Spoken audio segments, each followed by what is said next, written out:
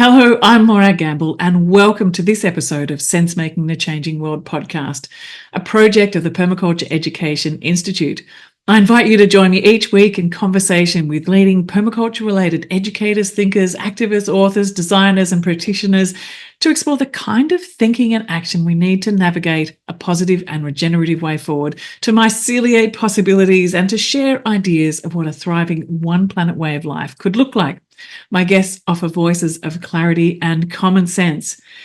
This episode is a special one. It's from the International Permaculture Festival of Ideas, and I'll drop the link below where you can access all the episodes of that festival. So in this episode, I'm joined by Dr Amelie Vanderstock, aka Amelie Ecology.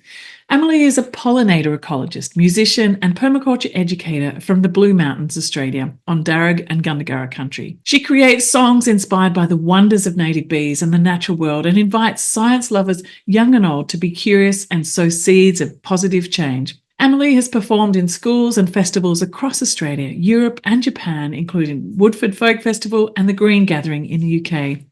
As an ecologist, Amelie researches the role of community gardens and urban green spaces for promoting pollinating insect biodiversity. She also designs educational programs that connect youth with local ecology, inviting them to be co-creators of ecological research. Amelie is just releasing her debut studio album, an educational resource kit called Let's Be Scientist. It went live on World Environment Day in 2024. But before we head into the conversation, I'd like to first acknowledge that I'm recording this episode from my hand-built solar-powered studio here in beautiful Gubbi Gubbi country, and I'm surrounded here by my permaculture forage gardens in a permaculture eco-village. So as I mentioned before, the Sense Making the Changing World podcast is a project of the Permaculture Education Institute. We teach permaculture teachers on 6 continents who in turn localise and enrich permaculture and find appropriate ways to apply the planet care ethics of earth care, people care and fair share wherever they are. Remember to subscribe to the Sense Making the Changing World podcast on your favourite app and share it freely. Leave us a 5-star review too and a lovely comment, because it really does help other people find this podcast. All right, let's turn now to my conversation with Amelie. Well, hello and welcome to our show here today, Amelie. It is such a delight to have you here. Thank you for being part of our conversations here at the Permaculture Education Institute. Hello, it's so nice to be here. So tell me a little bit first, before we jump into all the amazing things that you do with pollinator education, with citizen science, with your music. Who is Amelie Ecology and where did she come from? Oh, no one's phrased the question like that before. I guess I'm an ecologist at heart. I'm someone who adores spending time in nature, following the ants and being curious about the world. I grew up by the ocean on beautiful Gadigal land. I, as an adult, moved to beautiful Dharug and Gundungurra country in these beautiful mountains that I call home. And I love to study insects. I always have. I did a PhD in entomology or insect science at Sydney Uni, specializing in how we can design landscapes for people and pollinators. And somewhere along the journey, I really found that it wasn't just the beautiful, juicy, yummy science, but it was the education and the communication and the creating together that really made me feel alive.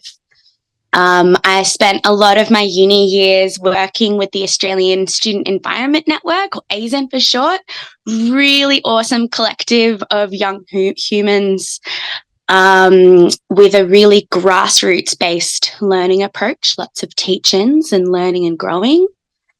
And I think that the music side of who Amelie Ecology is now is bringing together the permaculture course that totally blew my mind and created so much community, the ecological science that I've been studying, the grassroots community growing, and that deep passion for the environment and environmental justice, and finding creative, playful ways to share that with our greater community. I think that playful side of things really sums it up too, of all of those things. When I look at the work that you put out into the world, your shows, your music, there is a real deep sense of playfulness there. So can you tell us a little bit about the music side of things first? We'll talk more about your album later, but like where did that intersection happen between your really serious science self and the music world? Because, you know, you listen to the lyrics of your songs and you're teaching science through them. Like they're really in-depth science classes through these very playful, what feels and sounds, if you're not listening to the words, like quite lighthearted and fun and frolicking in the garden kind of songs. And yet they are deeply scientific and educational at the same time. So where and how did that come through? Have you always been musical? Have you always written music? Or like to actually write your own music is quite something, and to weave it together into that work is phenomenal. Well, it's really interesting actually. Like I haven't considered myself a musician for most of my life. It's always an artist and a creator, expressing, playing, being with people. But my mum tells me that I used to sing as loud as I could out the window to hopefully get discovered one day. And I love to sing and dance with people. I've been dancing my whole life.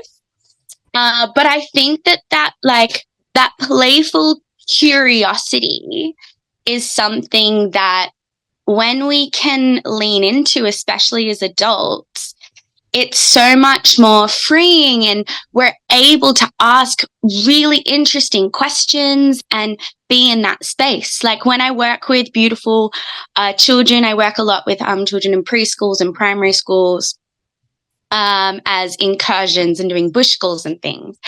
Like children will lift up and worm and hold that fascination and delight, right? And a lot of that can be taught out of us if we're not in an environment that allows it to flourish. So I think that playfulness has always been really alive in me. And on the music side of things, singing has always been so beautifully connective and something that I absolutely adore.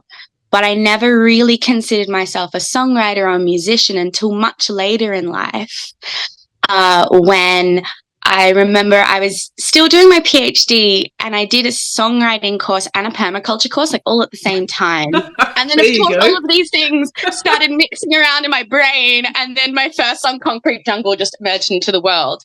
But I think it was a long time coming, because that singing and expressing with people and playing has always been alive, just never, I guess, formalized in a way. Yeah, it's really wonderful, because I think, you know, this notion of bringing people into that world of your deep knowledge that you hold around pollinators, you know, your scientific self, and being able to bring that into the world instead of just abouting about insects and what we should do about things, but actually inviting people to come and play and co-create. And this is something that, you know, diving into the way in which you share as an educator, I've started to see that you're talking about, you know, citizen science and co-creating communication. Can you talk a bit about that? Because I think this is such an important part when we're talking about education, and even education around permaculture and anything related to that this process that you use to engage people, of young people, but also people of all ages in this. I'm really excited by that. I think something that I've thought about a lot as an educator is how did I best learn when I was younger? And it really was through interacting with nature, through really enthusiastic, like kind and caring educators and mentors.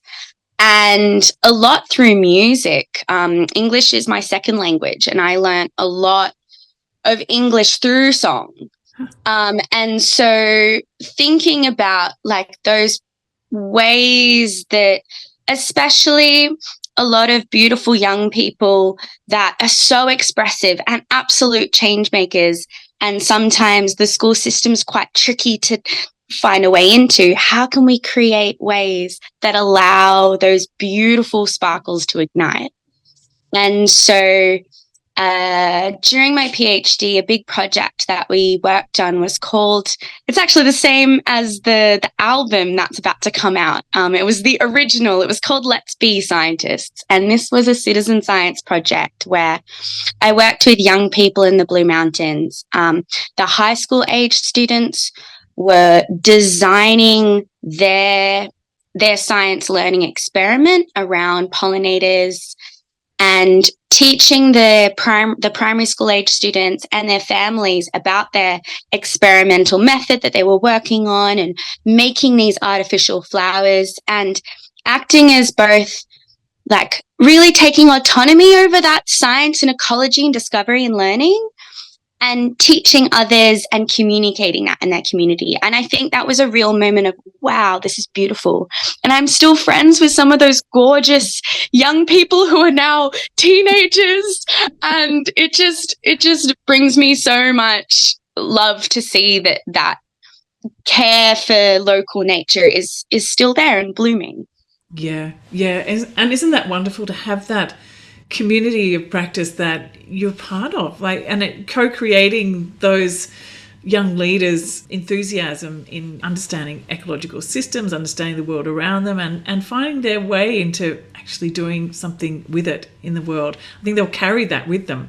They'll remember you as that teacher who sparked them. Do you remember that lady? You know, when they're like 50 years old, they'll look back. There was this one lady, I remember her. She came in and she did this thing with us and it just sparked my inspiration. You know, like these moments like that really do make a huge difference. This is a good spot to pause and let you know that the Permaculture Education Institute's focus is teaching permaculture teachers. The Permaculture Educators program, a program that I designed and host, includes 2 certificates, the internationally recognised Permaculture Design Certificate course and our Permaculture Teacher Certificate. You sign up and you can start today and become part of our international learning community spanning 6 continents, people stepping up to be part of the global myceliating network of permaculture educators and leaders, creating localised, positive and practical responses to the need for one planet living, for well-being of people and planet, for all life. We'd welcome your company. Find out details on the Permaculture Education Institute website, permacultureeducationinstitute.org, or just click the link below in the show notes. So while we're on the topic of pollinators and you've done your PhD on this, what are some interesting facts about pollinators that you think we can Can I tell you my favorite bee fact? Please do. Okay, so, especially this is an international audience, this is very exciting. I just want to say that there is a native Australian bee called the blue-banded bee that holds the world record in headbanging. And by that I mean they can shake their head 350 times in 1 second, 350 times in 1 second to shake pollen out of the flower. It's called buzz pollination. It's what bumblebees do, but the Australian blue-banded bee is the world record holder, and they are so adorable. They've got blue bands on their abdomen, big green eyes, and just one of the most beautiful bees. Another interesting feature about them is that actually, like most of our bees, blue-banded bees don't live in a hive with a queen or workers. They're actually solitary, or bees that live alone, and they live in little tunnels in the ground.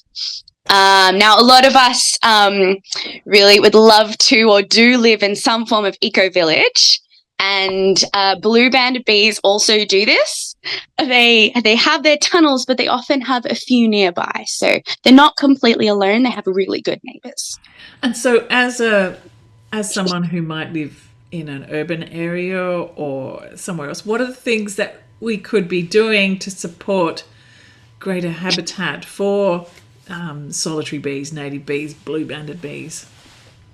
Well, something that I found really interesting in my research in urban areas was that the community gardens, or these big, very small but very densely flowering pockets of plants in urban areas, and I was looking at community gardens, actually can hold a huge abundance and diversity of bees, of different species of native bees and other pollinators. How far will they travel in between those spaces? Like, how far apart do they need to be? Because we don't have corridors in the cities. We have like little islands, pockets.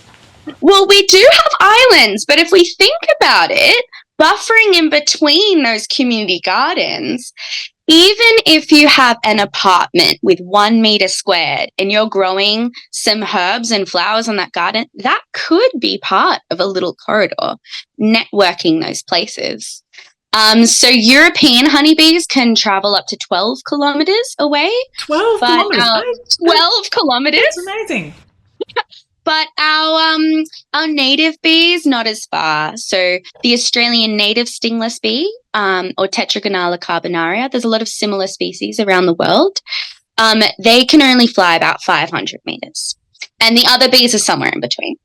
So we do want to have pockets. Yeah. And so in terms of garden design, then let's talk garden design. So informing the permaculture designers in this group, or anyone who's got a backyard, let's just say that, or a balcony, or part of a community garden, or a school garden, or anywhere really.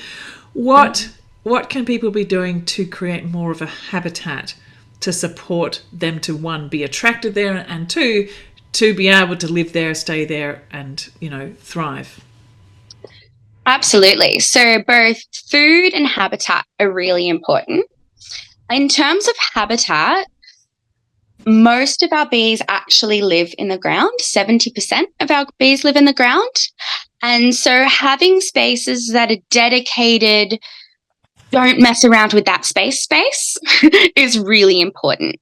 And it actually seems counterintuitive because in permaculture, we want everything to be vegetated, but actually ground nesting bees do need some bare soil to actually nest in. And if we think about it doesn't have to be big, but having those places that we have in mind, I'm not going to actively mow or actively go into that space. Another way to think about it is insect hotels are growing in popularity now. And in a super urban area where there's not much around, they can be helpful, but small is beautiful. So the big bee hotels can actually attract lots of pests and diseases and predators. And in nature, what we need to mimic is just a few little holes in a tree or some patches of bare soil, as opposed to those big hotel conglomerates. Great, thank you. That's really good advice, because I know that they're in every book about creating habitat. There you'll see them. They're being put out as being a key thing. So I wonder, what are the different things that live in those as opposed to in the ground? I mean, they'd be attracting different kind of bees and pollinators. So can you share us a bit of what might be you find in those different ones? Yeah, sure. So in Australia, we have 70% of ground nesting bees, a lot overseas as well. There's a lot of ground nesting bees. We also have bees called leafcutter bees, resin bees, or they're of the Megachile family, and they will live in like little cavities that other insects have dug into wood. Overseas in the US, for example, you have mason bees. They're in a similar kind of nesting. It's like a tiny little tunnel in a cavity in wood. And then, of course, we have the colony species, like the honey bees, and they need hollows. So the old tree hollows or some kind of big cavity somewhere, which a lot of our beautiful native species need those hollows to live as well. So they're really important. Now, how many different sorts of native bees are there in Australia? In Australia? Yeah. 2,000. In the world, 20,000. 20,000, right. Now, I just want to come back to this 70% of bees are ground dwelling. Yeah. Is it just that on flat ground like that, or is it like an embankment somewhere, or what is their fave? If you were to leave a patch to be for the bees, what would be some more criteria that you would give for that? That's a great question, actually. Blue banded bees and their close cousins, the teddy bear bees, They really like Great name. teddy bear. They look like teddy bears. They're absolutely adorable. Please look up a photo of a teddy bear bee. Do yourself a favor.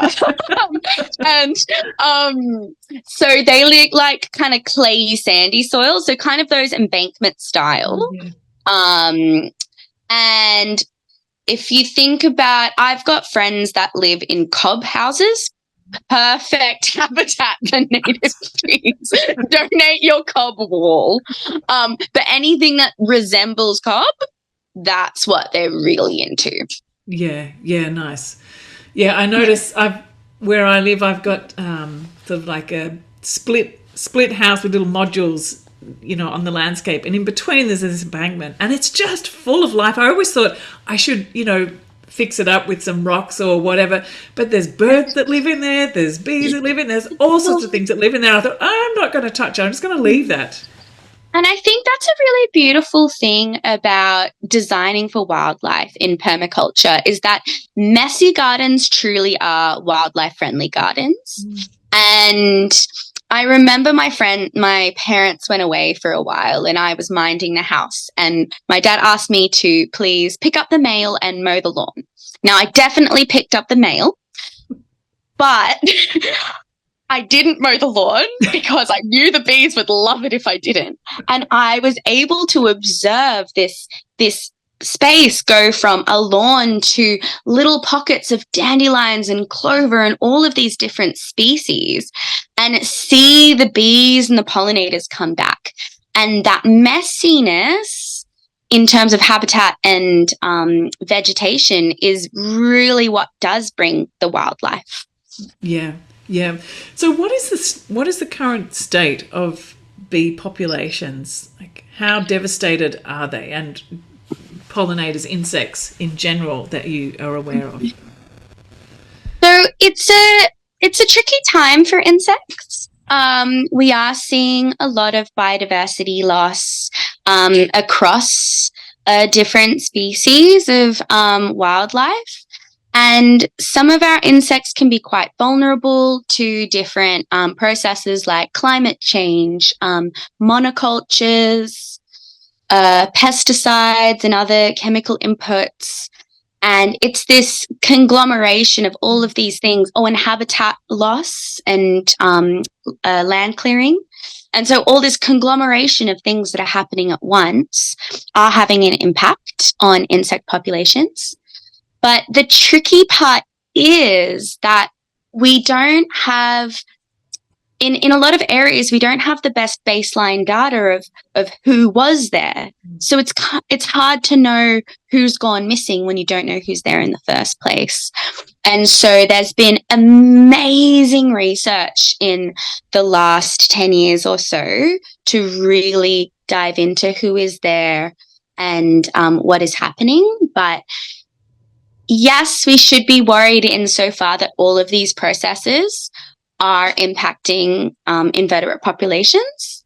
At the same time, there is a lot that we can do, which is pretty empowering. This is a great spot to stop and listen to one of Amelie's songs. So this is from her new album, Let's Be Scientists, and it's called Concrete Jungle. Amelie and I are going to continue our chat after the song.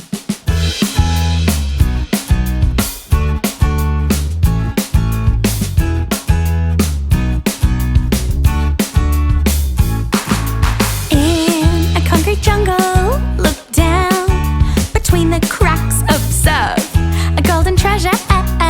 You'd be surprised to find some tasty snacks. Yellow dandelions petals are attractive to flies, wasps and bees, but not just to our pollinators. She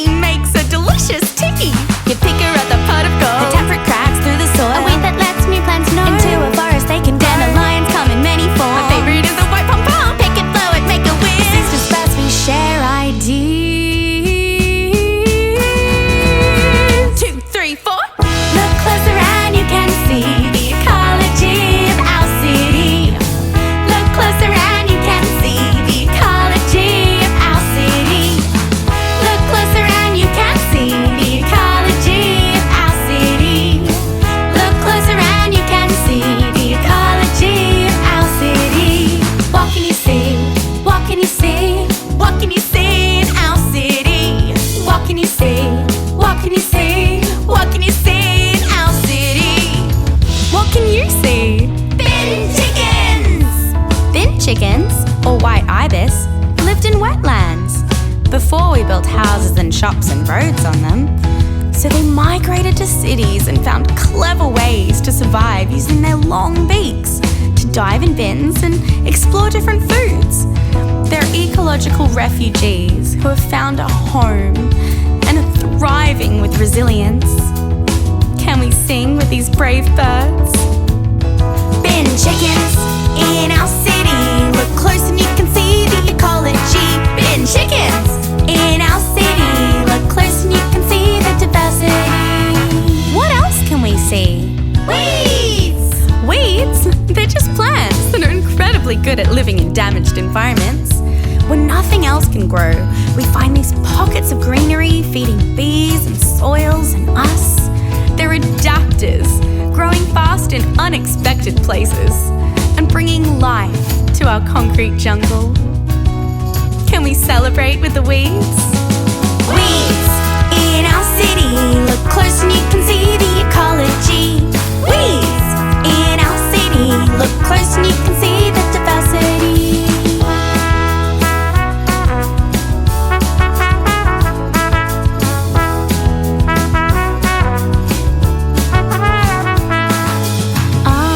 A cement footpath, look close, look for the green four leaves. A pink jam of flowers, lucky charms can be seen. With a clover, you can make fairy crowns and press their four-petaled leaves. They're not just lucky when we find them, they make yummy food for the trees. Clovers fix nitrogen, they take it from the atmosphere with their mycorrhizal friends. Soil nitrogen is shared, trees need lots of yum goodness, and clovers are quite generous, more than just a lucky weed. Feeding soils to grow our seeds.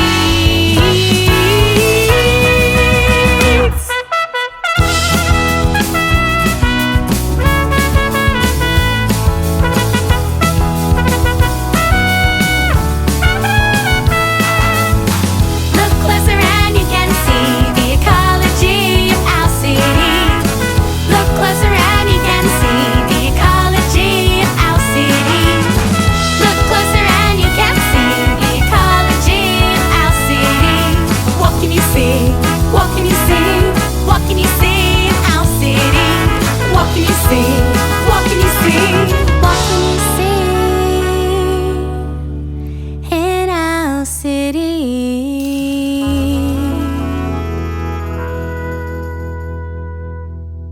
And so all of these things that you've just been sharing with us, you know, about the details about bee and how they live and what impacts them and how we can create spaces for them. How do you weave that all together in a really beautiful package to hand to children? Like what does something like that look like? How do you design your workshops to be really full of information and that they can go away with something and do something at the end? What's your process?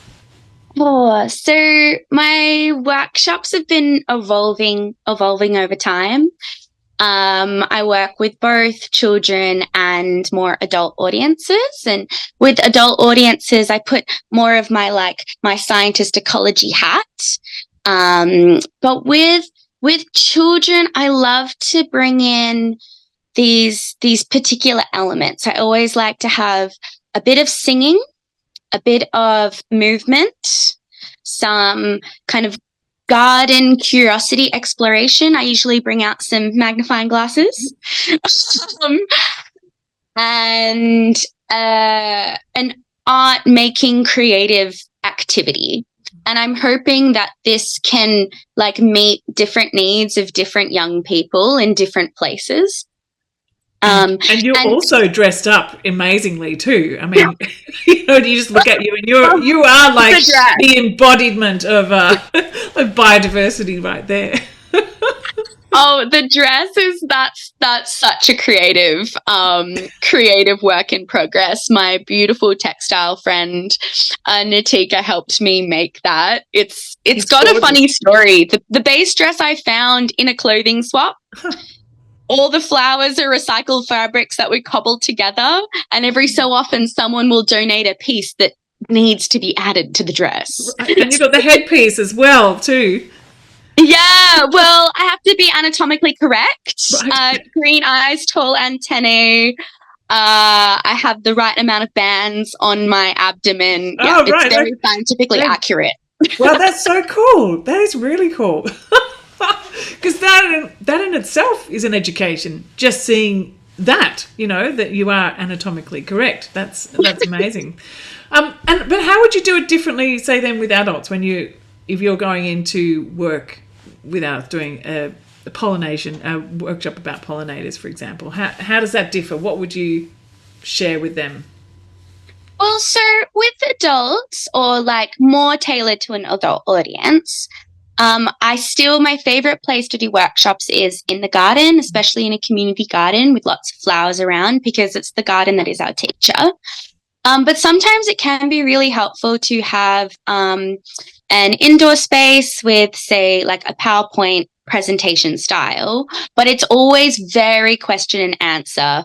And I created this kind of semi-trivia quiz about bees that I don't necessarily expect anyone to be able to answer, but I do ask people to answer with physical gestures. And a lot of laughs emerge. There are a lot of silly questions. I am obsessed with bee puns, and I try to squeeze as many in.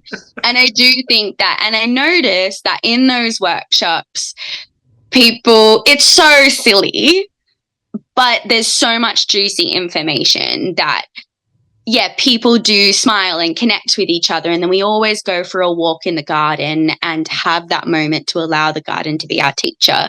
And I think just creating spaces that people can observe and interact and be present and play allows for all of that yummy, juicy information to gently enter our souls. Yeah, to be digested and absorbed and metabolized. Yeah, totally wonderful. How did doing permaculture, inform you? So it was interesting. I feel like I've always been doing permaculture without knowing what it was. And I remember this point at uni where I was studying insect science and I was doing grassroots activism and I was organizing collective things and I was doing all these pieces and I was just like, I just feel like there are all these dots and they're disconnected and I don't understand how to connect them. But to me, it makes sense. Everything is the same thing, but the dots. Yes. I remember that feeling. And then I moved to the Blue Mountains on Dharug and Gundungurra country, and it's a beautiful community up here. It's really quite something special. And I went to the Festival of Joy and I performed. I did a workshop there. I'm quite new to the community. I was just meeting people.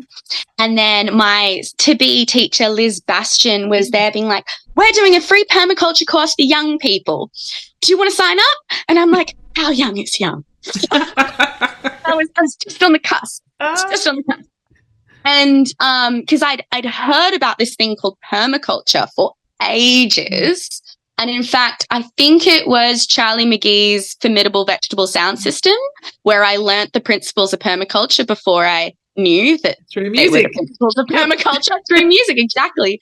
And then I did this course and it was absolutely life-changing. I found my community of friends, of like-minded humans, but we became like-minded because we suddenly had this dot connector that also connected us. Yeah.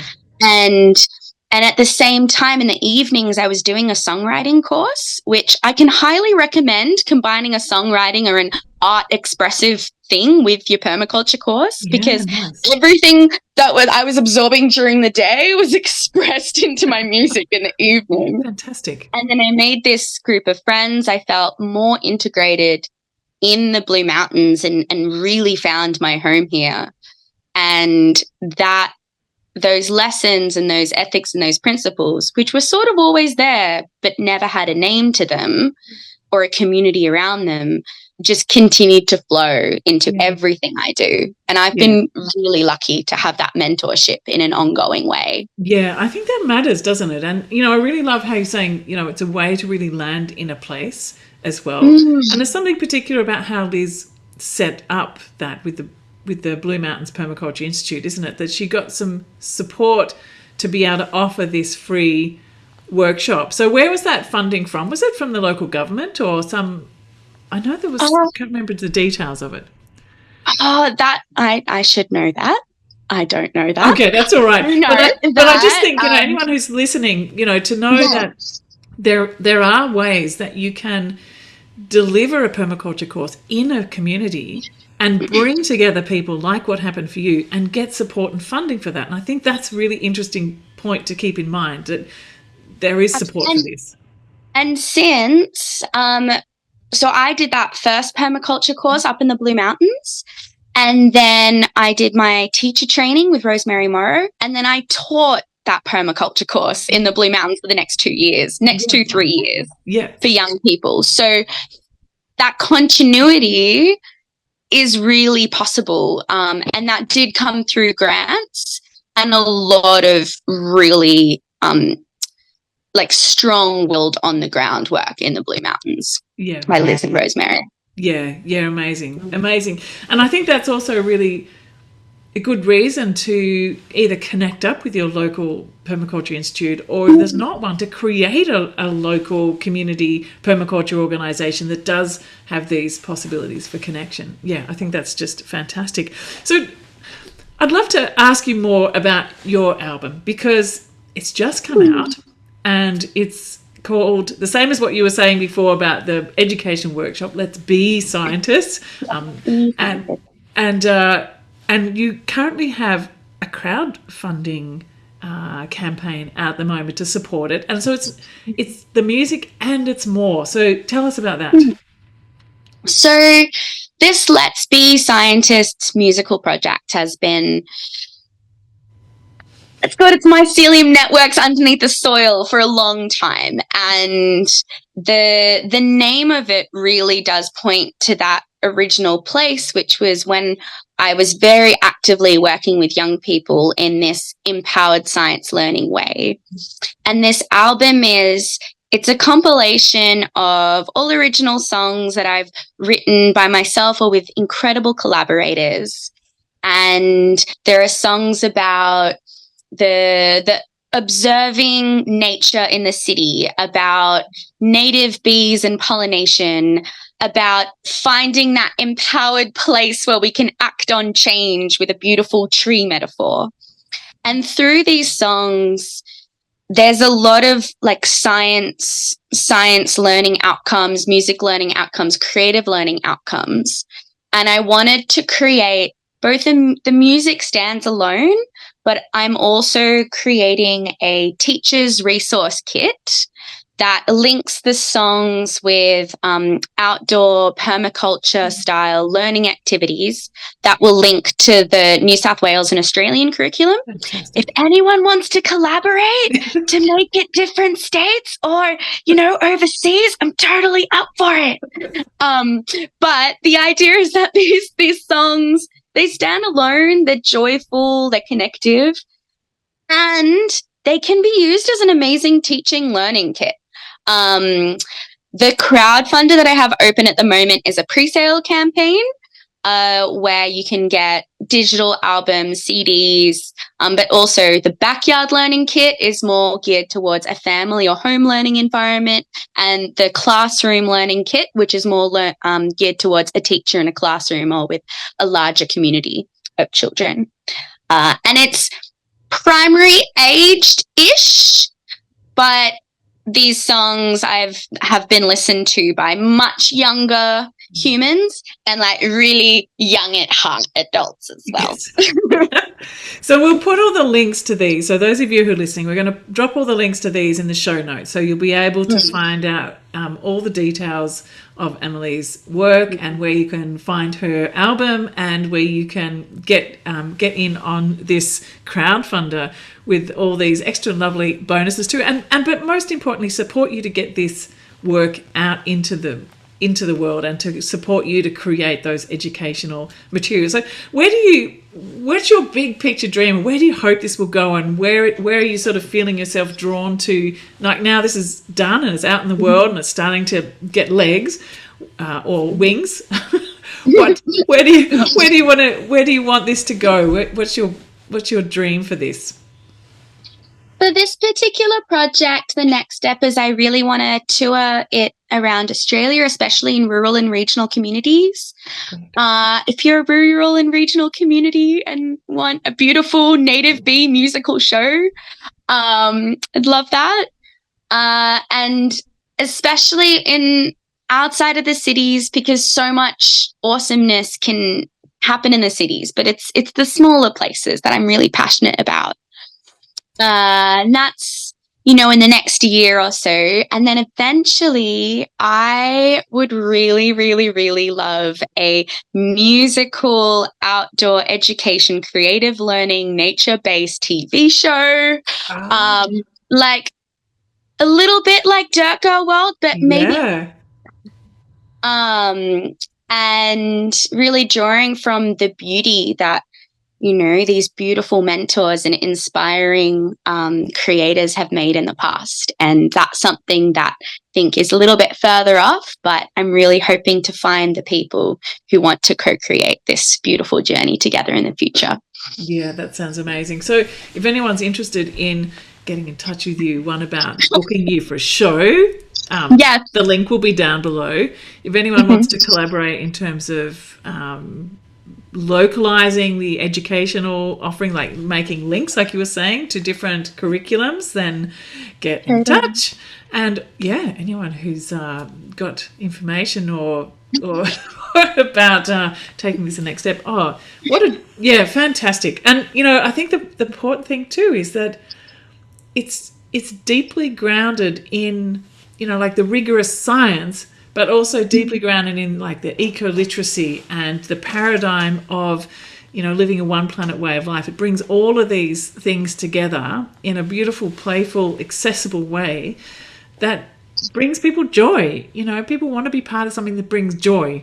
Like let's be part of a movement that makes us happy and I want to be dancing. Yes, in the movement. I want a movement with dancing and singing.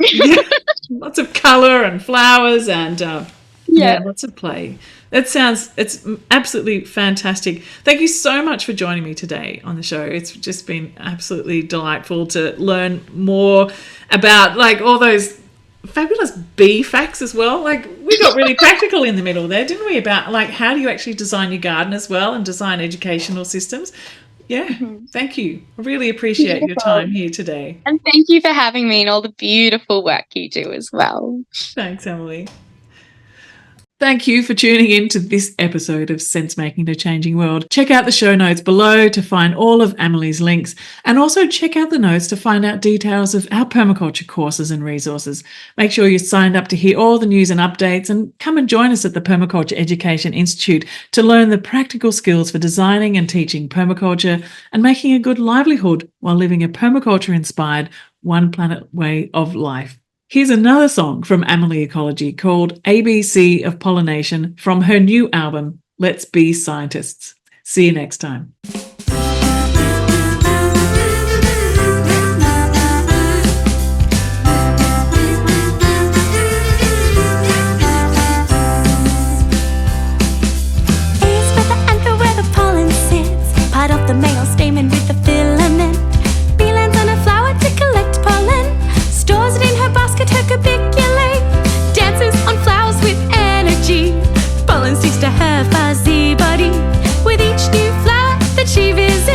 Another female stigma, the pollen and sticks.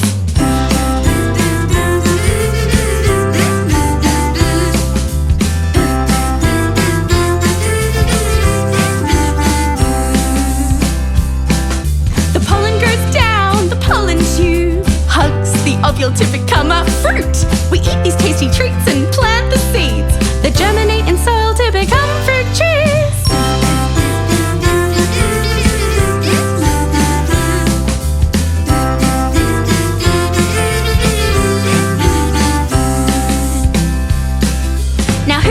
Honey when we think of bees, oozy sticky gold, we lick our fingers with glee. But here's an idea that might feel wacky: most bees don't make honey.